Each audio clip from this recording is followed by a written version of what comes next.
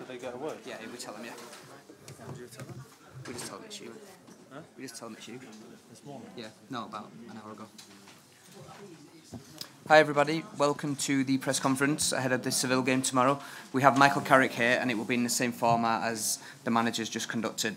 If you want to pop your hand up and we'll come to you and then get it started. Can you use a tall now? Yeah, when it's in Spanish.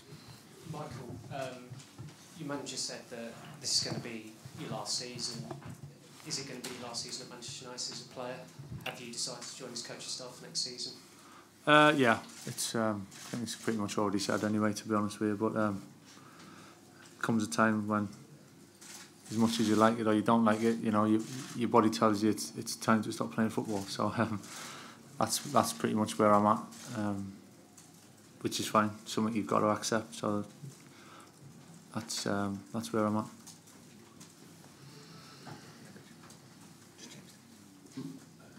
Having said that, you're still happy to play football this season. The manager's talked about you being part of his coaching staff. Has anything been sorted out? What can you kind of tell us to kind of update what might happen? Yeah, well, it's kind of been sorted out. We're still talking about it, to be honest. So there's nothing to totally confirm as yet. But yeah, it's looking likely. Yeah. Was the decision to stop Michael to do with the heart condition he had? We've not had a chance to speak to you about it. Can you talk us through that a little bit? After this one, can we get on to the game as well, please, after this one? Thank you. Yeah, obviously I had the problem in the Burton game when it started during the second half, and then had a few tests after that, and same problem kind of came back on the Sunday of that week in training. So then I had to have the procedure the following week, which I went through, which now is totally fine. I'm clear, and it took a little bit of time to get over, but there was some times there where for 2 or 3 days I was kind of thinking, you know, am I going to carry on playing or not? Is it kind of worth it or not? But that quickly passed and I got back fit, and I wanted to finish on my own terms really, when at least I could decide and not be forced to because of that. So I was determined to get back fit. I understood I'd be getting back fit, and I probably game time would be. I don't know what's the word. I wouldn't be playing as many games as probably I might have done, but that's something that I understood, and I've just been training hard and trying to keep fit and managed to play a few games so far and see what happens towards the end of the season. Michael, how impressed have you been with Scott McTominay when he's come into the side? Does he remind you a little bit of Darren Fletcher when you see the way he's progressed? Yeah, I mean, it's fantastic, Scott. I mean, he's the next one. I think we keep producing them, which as a club is incredible to. In this day and age, you know, when so much scrutiny and so much money and people are clamouring to sign this player and that player, and to keep having players constantly coming through is an unbelievable achievement. And credit to the manager as well for giving him a chance and sticking with him. And he's played him in some huge games so far this season already. And I think it's great to see the young lads like that, to get the chance in big games, to find out actually what they can do. And sometimes you don't really know what you've got until you're tested, and I think Scotty's done great. He's had a similar rise to Marcus in effect, where he probably wasn't close to the first team. He got his chance and took it, and he's been pretty much an ever present in and around the squad since then. And it's credit to him, you know. He's a great lad. He's a humble lad. He listens, he learns, he takes it in, which gives him a great chance of improving all the time, and he's certainly done that. Obviously, listen, it's early days. He's got a long way to go. He's at the other end of the scale to where I am, but I'll try and help him as much as I can and give him bits of advice. But credit to him, he's done great so far. Michael, you've won this competition yourself. How much of a chance do you think this current United side has of winning the Champions League this season, please? Yeah, I mean, when you start talking like that, it's kind of irrelevant really in some ways, because, you know, I'm not disrespecting Sevilla at all. I think it'd be totally wrong of me to start talking about next rounds, quarterfinals, semi-finals, finals, anything like that. And you're leaving yourself open. I think you've got to totally focus on tomorrow night. It's a huge game for all sorts of reasons. It's a big game, and the fact it's the next game, you know, that it's a boring old answer. It's not what you want to hear, unfortunately. But that's how it is. That's how we work. You know, we have to focus on the next game, and it's going to be a tough night for us. But you know, we believe if we play well, you know what we can do, then we'll have a great chance. And Michael, I guess it's important to be back on the stage. It's been too long for a club like Man United not to be in the last 16 knockout rounds of Champions League here at Old Trafford. Yeah, without doubt. I mean, for so long, it was kind of a given. You know, it was not taken for granted, but it was just what we did. You know, and for so many years, when you go without that little bit, and you know, it kind of hurts, and you miss it. And you know, fortunately this year we're back there. We're back out in the knockout stages where it really counts, and you get that extra spicy feeling. You know, there's a little bit extra to it. And we want to be playing these games, the biggest games at this time of the season. Again, not looking past tomorrow night, but for seasons ahead now, I think as a squad we need to develop. We need to be constantly in this position and expected of ourselves, and you know, keep them standards high.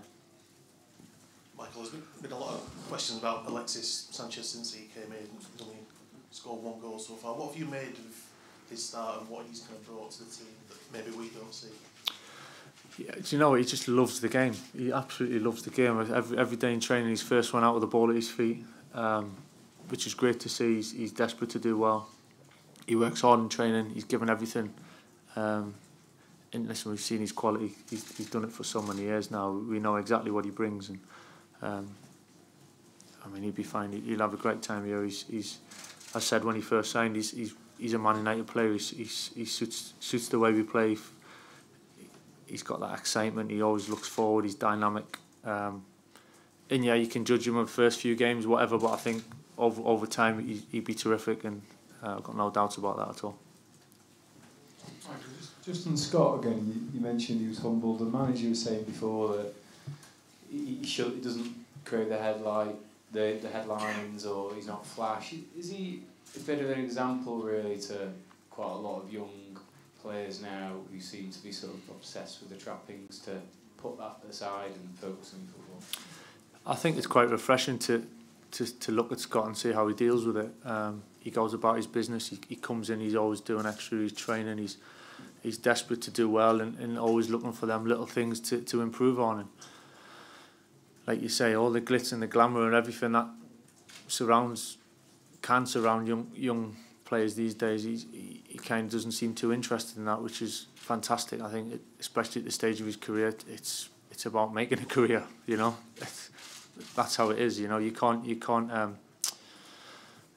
live like you've had a career before you've had the career. You've got to earn it, and you've got to establish yourself. And he's done great so far. He's obviously still got some to go to really fully establish himself as a big player for this club. But so far he's on a great track, and he's given himself the best possible chance to fulfil that. And yeah, he's a shining example to kids looking up to sort of how you can be and within yourself, and how you cope, and body language and mentality and everything. He's done great. Michael, you've had obviously a fairly limited role this season. How do you see the part you play between now and the end of the season? And also, how would you like to be remembered? Obviously, you bring the curtain down on your career. How would you like to be remembered in your career? It's a full question, that one. Between now and the end of the season, just keep myself fit, keep myself ready. You never know when going to be needed, and hopefully I can get some game time at some point between now and the end of the season. I still see myself as a player for now anyway. And I'm still enjoying training and being out with the boys, and probably trying to help a lot more now probably than I have in the past, because I'm kind of understand where I'm at, and a bit of responsibilities obviously, but it's being as captain this season as well. But just the age I'm at, and people like Scott and some of the younger boys trying to help them and adapt. And in terms of being remembered, I think it's just someone that tried to do the things the right way. Try to work for the team, be known as a team player, I think is important. And I can look at it and think, you know, I've given it my best. I've tried all sorts of different things to bring the best out of me, and over the years, and I can say that I'll give my best, so I can look back with no regrets. last question from Simon. Michael, do you get emotional? People talk about the Champions League music and all this kind of stuff. After what you've just said, it could be the last time tomorrow night. Hopefully it's not. But do things like that bother you? No, not really. No, to be honest, it is what it is. You know, I think you've got to be quite comfortable with the situation. Don't really think too much about it, to be honest with you. I think when I played at Newcastle a few weeks ago, it was probably a bit more emotional for my parents than anything else. Seeing my mum after the game, and it's not something I thought of. I'm just thinking about enjoying the rest of the season and playing as much as I can. You know, whether that's the last one or not. I hope tomorrow night's not the last by a long stretch, but you know, there's no point thinking about it before it happens. Thank you very much, everybody. Cheers, guys. Thanks.